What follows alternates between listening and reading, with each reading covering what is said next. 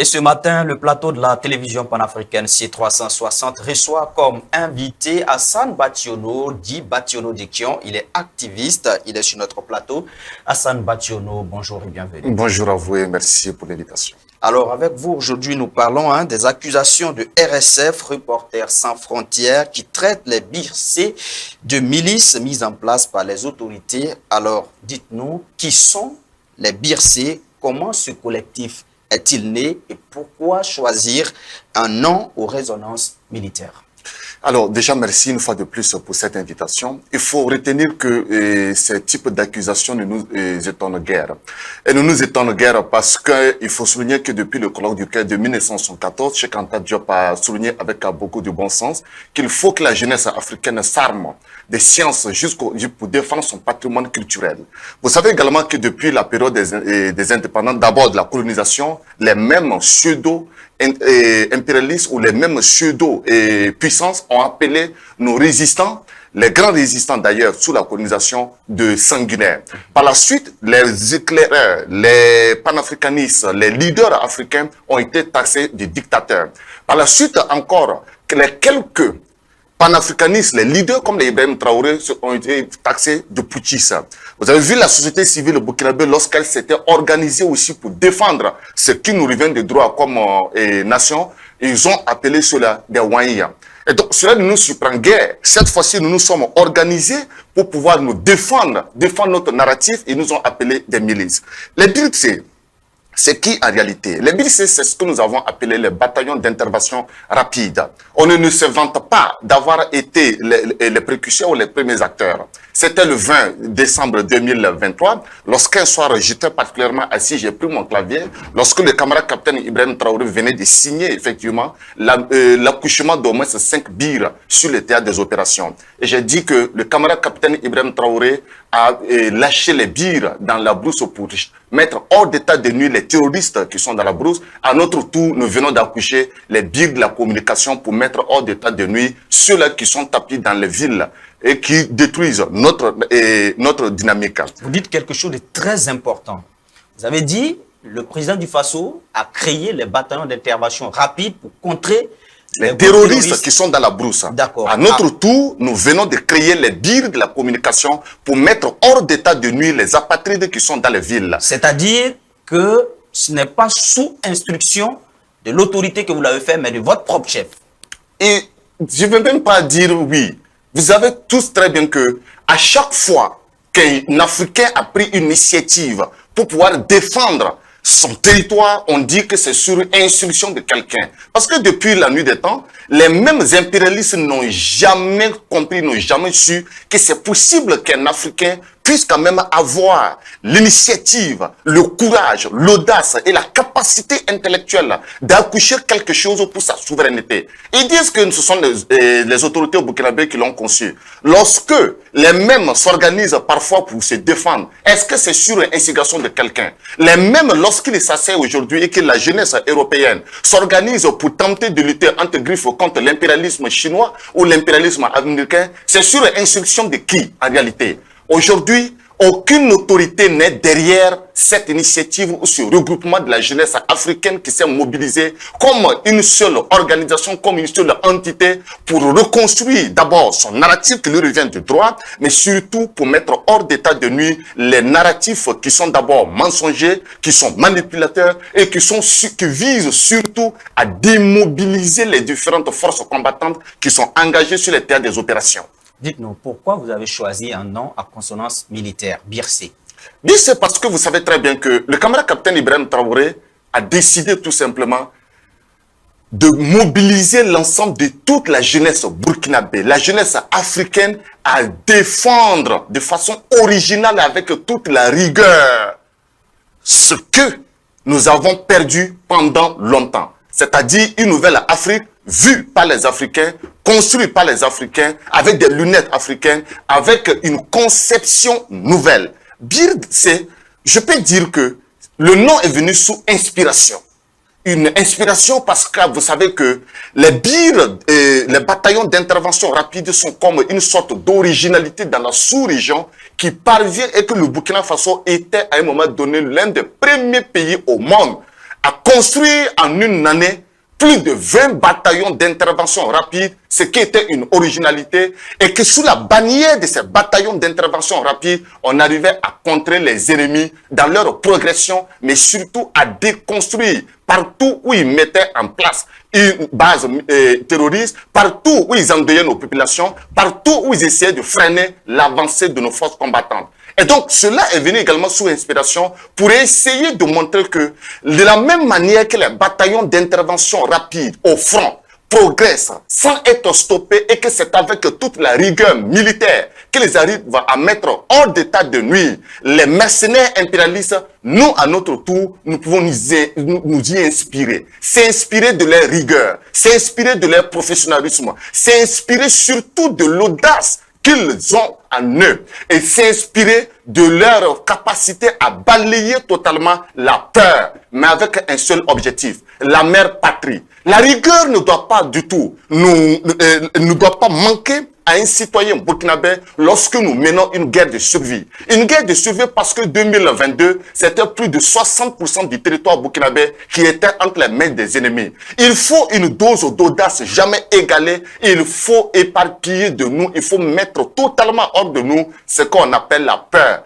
Et en aucun cas sur cette terre, quand il s'agit de défendre notre patrimoine culturel, quand il s'agit de défendre le drapeau burkinabé, aucun individu, je dis bien aucun individu qui respire comme nous ne doit être capable de prendre le dessus sur nous. Et ce n'est pas un pseudo-intellectuel, qu'il soit blanc, rouge, jaune, qui pourra nous vaincre. Parce que nous avons enfanté l'humanité, nous avons contribué à la mise en place de ce qu'on appelle la civilisation mondiale aujourd'hui, et nous avons contribué à allumer des ampoules dans les cerveaux de certains qui se tassent à longueur de journée d'intellectuels.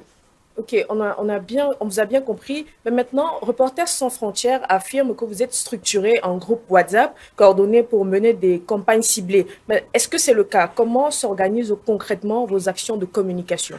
Aujourd'hui, tenter de maîtriser le mode de fonctionnement des BIRC, c'est essayer de trouver des pouces sur une tête rasée. Ça n'existe pas. Vous savez très bien ce qu'ils ont fait la dernière fois. Ils sont allés concevoir un groupe WhatsApp. Ils ont utilisé IA en réalité pour fabriquer des communications entre moi, entre le ministre de la guerre actuellement au Burkina Faso, avec le camarade Adama Sigiré et bien d'autres amis. En toute honnêteté, ce jour-là, moi j'étais en train de préparer des articles lorsque des amis m'appellent de gauche à droite, me disent que, attention, votre groupe semble être infiltré, et apparemment les ennemis ont eu des captures. J'ai dit ce groupe n'a jamais existé. Nous n'avons de lien avec aucune autorité au Burkina Faso. Si vous voulez savoir qui dirige les BIRC, je vous dis le nom de la personne. C'est le camarade capitaine Ibrahim Traoré. C'est sur lui. Il nous a donné instruction. C'est pas dans une case qu'il a donné ça. C'est lors des montées de couleurs, il a dit, défendez votre narratif comme il se doit. Utilisez les mêmes outils, les mêmes canaux. Déconstruisez leurs mensonges et allez-y à la conquête de la vérité. Concevez votre propre narratif. Quand vous dites ça, ça veut dire que tous les Burkinabés sont des BIRC parce que ce message du président du Faso est adressé à l'ensemble des Burkinabés, à toute la jeunesse africaine. Absolument. C'est ça la réalité. Mais comment ils sont allés? D'abord, ils conçoivent des faux messages WhatsApp. Ils tentent de faire des connexions avec des autorités. Ils tentent également de dire que nous sommes organisés. Les BIRC ne sont pas du tout organisés. Nous menons une guerre hybride. La guerre hybride ne connaît ni de tête ni de queue. Tout le monde s'y investit avec toute la rigueur qui se doit, avec un seul objectif. Défendre une idéologie, défendre un idéal et mettre hors d'état de nuire tous ceux qui tenteront de nous toucher. Alors, vos détracteurs vous reprochent également d'attaquer violemment ou de faire taire les voix critiques à l'égard du gouvernement. Est-ce que c'est le cas ou bien vous inscrivez tout simplement vos actions dans la défense souveraine du Burkina Faso? Je pense que nous devons utiliser les mêmes méthodes qui ont échoué depuis la période de l'indépendance, depuis la période de la colonisation, qu'ils rétablissent les médias occidentaux et les médias russes qu'ils ont bannis totalement de l'Union européenne. S'ils pensent que c'est en caressant l'ennemi qu'on parviendra à se défendre et surtout à protéger ses intérêts, qu'ils rétablissent la mémoire de Hitler qui a pris Paris en quelques heures de combat. S'ils pensent également que c'est en caressant ou en tentant de chatouiller son ennemi qu'on parvient à gagner une guerre, qu'il s'assied et qu'il regarde la Russie lorsqu'elle mène son opération spéciale depuis l'Ukraine. S'il pense également que c'est en allant comme un mendiant, en occultant toute rigueur dans une guerre de survie, qu'on parvient à se rétablir, qu'ils détruisent carrément et qu'ils bannissent totalement ce qu'ils appellent l'armée européenne, ce qu'ils appellent comme dissuasion nucléaire et qu'ils arrêtent de fabriquer des missiles pour se protéger. Justement, vous dites vous battre contre les mensonges des médiatiques occidentaux. Selon vous, quelle est la réalité du Burkina Faso que ces médias-là refusent de montrer, refusent de mettre en avant? Vous savez, depuis que nous sommes allés à l'école, on nous a toujours appris que le Burkina Faso, c'est un pays pauvre. Le Burkina Faso est un pays qui ne parviendra jamais à s'autosuffire alimentairement. Et le Burkina Faso vivra sous la bénédiction de ce qu'ils appellent régulièrement l'assistance internationale. Mais depuis très longtemps, ils mettent des milliards pour pouvoir construire ce narratif-là et ils recrutent des pseudo-intellectuels, que ce soit au niveau du Burkina Faso ou dans la sous-région, qu'ils partent bombarder avec des thèses qui n'ont jamais existé, qu'ils mettent sous perfusion économique qu'on renvoie chez nous pour entretenir ce narratif. C'est ce narratif que nous allons déconstruire. Ils nous ont pendant longtemps dit que dans nos sous-sols, il n'y a rien absolument. C'est ce narratif que nous allons déconstruire parce qu'en réalité, le Burkina Faso, c'est l'un des premiers pays en Afrique de l'Ouest à être une puissance en termes de production d'or. Le Mali également, le Niger également. Nous avons tout ce qu'il nous faut pour pouvoir nous développer. Nous avons aujourd'hui la capacité de rivaliser avec les mêmes pays qui se bombardent de pseudo-puissance. Mais vous savez très bien, ils ont entretenu le narratif de la misère que nous nous auto-méprisons désormais. Et c'est ce narratif que nous visons à déconstruire. Lorsqu'ils se lèvent aujourd'hui, ils disent que nous n'avons pas de civilisation. Lorsque Charlie Hebdo a été attaqué, ils ont dit quoi? Quels ont été les titres? Charlie Hebdo attaqué, la civilisation mondiale menacée, la démocratie en panne et toute l'humanité est en branle. Mais quand ils construisent cela, ils appellent ça du journalisme. Ce n'est pas du journalisme, c'est de la propagande qui vise à entretenir un narratif ou une idéologie qui n'a jamais existé et qui n'a jamais été un modèle mondial.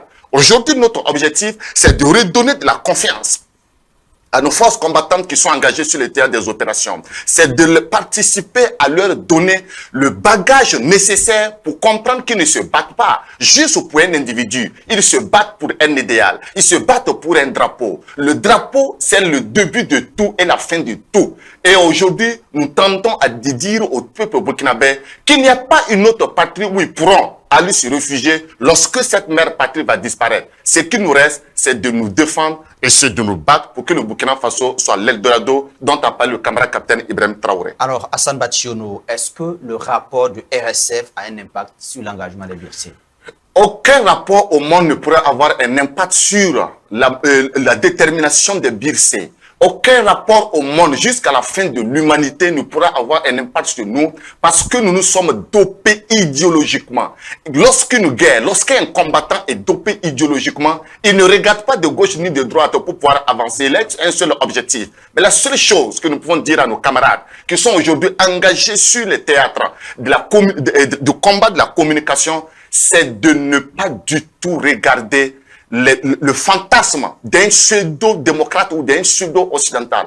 La seule chose qu'il y a, c'est de mobiliser toute l'artillerie nécessaire, déconstruire, infiltrer, frapper là où ça fait plus mal. Si vous attrapez leurs doigts et qu'il vous faut mordre, il faut couper.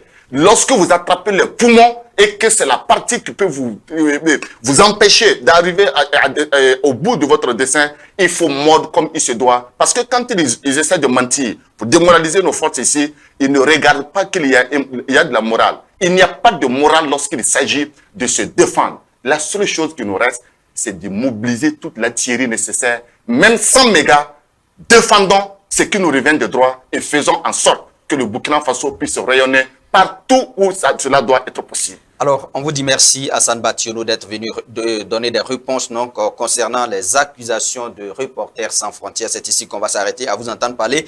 On comprend tout naturellement votre engagement à défendre votre patrie, vaille que vaille. Merci d'être venu sur ce plateau. La suite de cette émission, ce sera la pensée africaine du jour.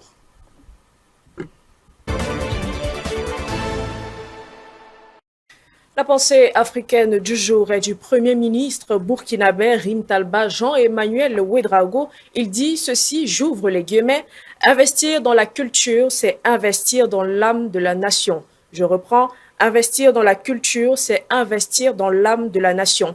La culture africaine mérite donc d'être valorisée. Continuons donc d'investir dans cette culture, dans ce qui fait notre identité. Et c'est ici qu'on s'arrête pour ce numéro de Prime Time. Merci pour votre fidélité à nos programmes. Merci à toi pour ta compagnie, cher Karim. Merci beaucoup, Chloène. On se dit donc à demain, même heure, pour d'autres actualités. D'ici à là, n'oubliez pas de sourire, ça guérit les maux. Au revoir.